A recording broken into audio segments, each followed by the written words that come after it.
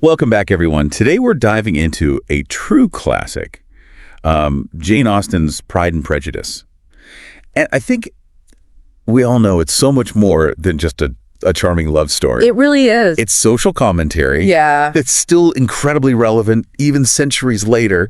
And even though I'm sure you've all read this book, Right. I think we're going to uncover some layers Absolutely. that you may have missed. I think so too. Pride and Prejudice, it hooks you in with this promise of romance, right? But Austen's really clever because she uses that to delve into some deeper issues. So we're talking about societal expectations and class and, just how people change their perspectives over time. So let's set the scene a little bit. 19th century England. Yeah. And at this time, the ultimate goal for a young woman is to marry well. Right? Exactly. So we enter this world of the Bennet family, and we have 5 daughters. 5 daughters. A mother who is obsessed with finding these advantageous marriages for her daughters. And then, of course, we have the father who's just kind of watching this whole thing unfold. Yeah. With amusement, but also a little bit of a sardonic view. A little bit of sarcasm there. Yeah. So everything gets thrown into a frenzy when the wealthy Mr. Bingley and, of course, his friend Mr. Darcy Mr. Darcy arrive on the scene. Yeah. Bingley, he is just charmed instantly by Jane, the eldest Bennet daughter. She's lovely. But then we have Elizabeth, who's the second daughter.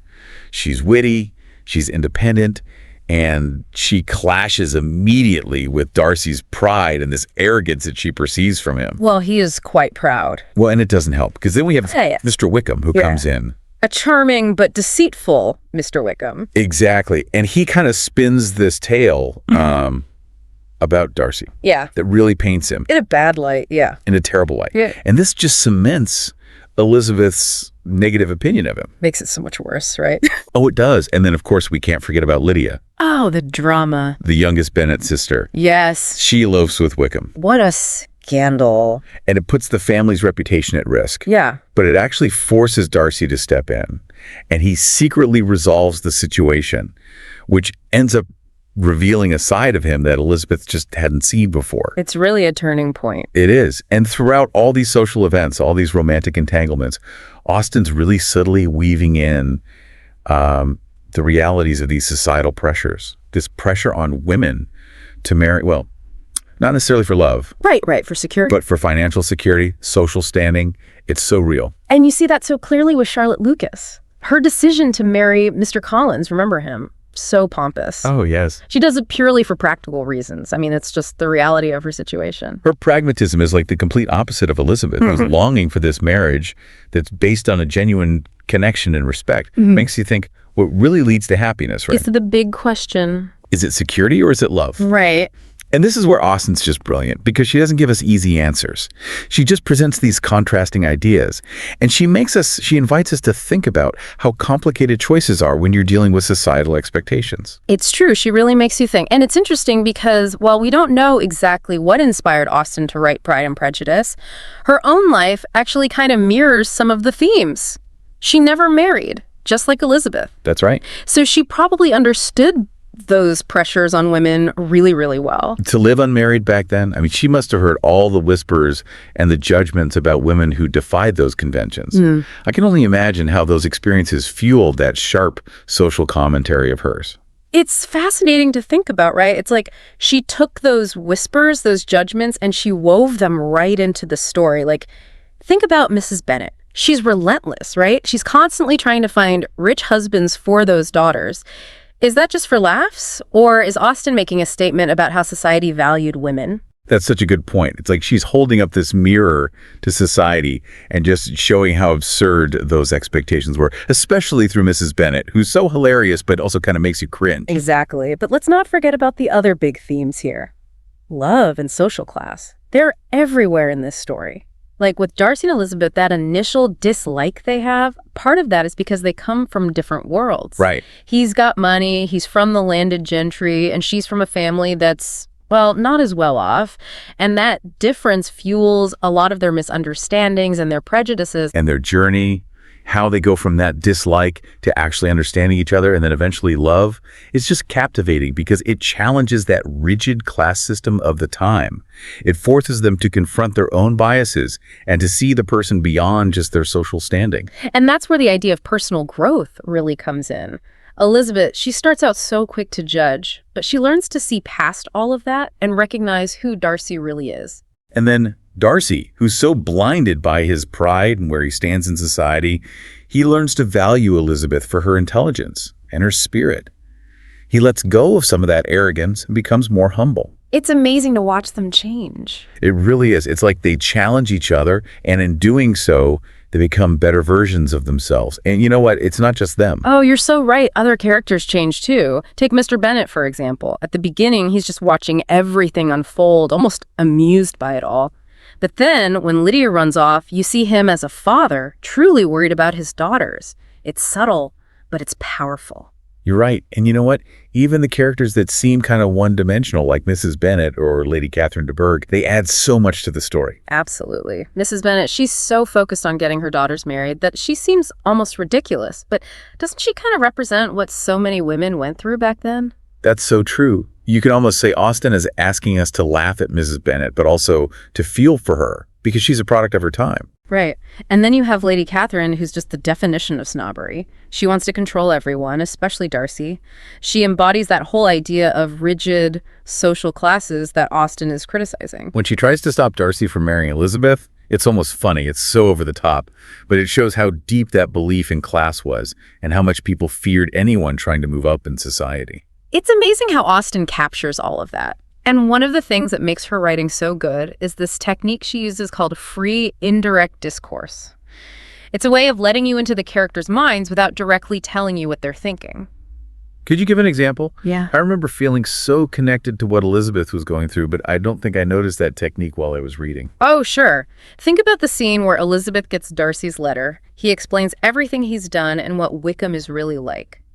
Austen doesn't just tell us how Elizabeth reacts. She blends Elizabeth's thoughts and feelings into the narration. We feel her shame, we understand why she's changing her mind about Darcy, and we see her regretting how she misjudged him. It's like we're right there in her head experiencing everything with her. It's no wonder it makes you feel so connected to the story. Exactly. And Austen does this throughout the whole novel. It's how she makes her characters so believable. So we've talked about the plot, the characters, what life was like back then, and even a bit about Austen herself. But what makes Pride and Prejudice so relevant even today? Why are we still talking about it? That's the amazing thing about Austen. The themes she writes about love, class, family, personal growth, those are timeless. Social customs change, but human nature doesn't. You're so right. We still worry about things like social status, and we feel pressure to fit in. Relationships are still complicated, and we still love stories where the underdog wins and true love beats the odds. And Austen writes about it all with such wit and intelligence. Her characters are flawed, but you can't help but love them. And you can read Pride and Prejudice so many times and still find something new. It's true. It's a book that makes you think, and it makes you look at the world in a different way. For example, what if this story took place today? Would Darcy seem as arrogant in our modern world? Would Elizabeth's independence be as remarkable? That's a great question. I wonder how social media and technology would change how they interacted, and how would changing gender roles affect the story? It really makes you think about how much society's expectations have changed. Would Darcy's wealth and status be as important today when we define success in so many different ways? And would Elizabeth still feel like she had to marry well? Or would she have more options to follow her own dreams? It's fascinating to imagine how their personalities and their values would fit or maybe clash with modern life. It's like a challenge to our imaginations, isn't it? It is, and it shows just how powerful Austen's work is. It still inspires discussions and new interpretations all these years later. It reminds us that even though times change, the things that make us human, love, relationships, and how we grow as people, those things are always relevant. And Pride and Prejudice, with its amazing characters and timeless themes, it gives us a way to look at our own world and even our own hearts. Well said. So we'll leave you to think about those questions. We hope you've enjoyed this deep dive into Pride and Prejudice. And if this has inspired you to reread this classic, or maybe check out some other books by Austen, or even the Bronte sisters, we encourage you to do it. There are so many great books out there waiting to be discovered. Happy reading. It's really amazing to watch how they change and grow. And it's not just limited to Elizabeth and Darcy. No, not at all. I mean, think about Mr. Bennet, right? He's so detached at first, almost like he's finding the whole family drama amusing. But then when Lydia runs off with Wickham, you see a real shift. You do. You see a father who's genuinely worried about his daughters. It's a small change, Yeah. but it's really impactful. And even the characters that seem like they're just there for comedic relief, like Mrs. Bennet Right, right. or Lady Catherine de Bourgh, I mean, they really add Absolutely. to the depth of the whole story. Absolutely. Mrs. Bennet, she's so fixated on getting those daughters married off. I mean, she's kind of a caricature in a way, but she also represents a certain reality for women at that time. It's true. It makes you wonder if Austen wants us to laugh at her or to feel for her. A bit of both, maybe. Maybe, because she's a product of her environment, right? Exactly.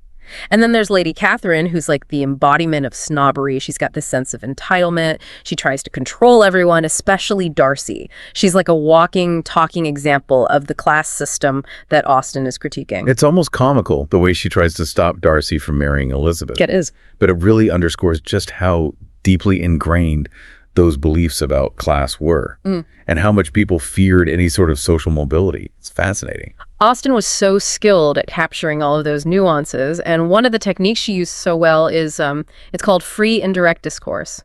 It's kind of a subtle thing, but it basically lets the reader into the minds of the characters without explicitly saying what they're thinking. Oh, that's interesting. Can you give an example? Because I remember feeling so close to Elizabeth and her struggles, but I don't think I was aware of that technique while I was reading. Sure. So think about the scene where Elizabeth receives that letter from Darcy, the one where he explains everything about his actions and Wickham's true character.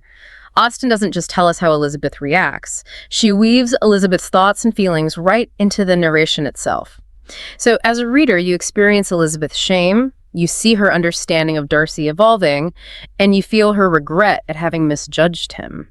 It all happens at once. That's so true. It's like we're right there in her head experiencing those emotions with her. It's a very powerful way to connect the reader to the story. It really is. And Austen uses it throughout the novel. It's part of what makes her characters so complex and believable. So we've talked about the plot, the characters, the social context, and even a bit about Austen's own life. But what makes Pride and Prejudice so relevant, even today, centuries after it was written? Why does it still resonate with readers? That's really the genius of Austen, I think. The themes she explored, love, class, family dynamics, the idea of personal growth. These are timeless and universal. Social customs may change, but human experiences, those stay the same. It's so true. I mean, we still struggle with issues like social mobility and the pressure to conform. Relationships are still messy and complicated.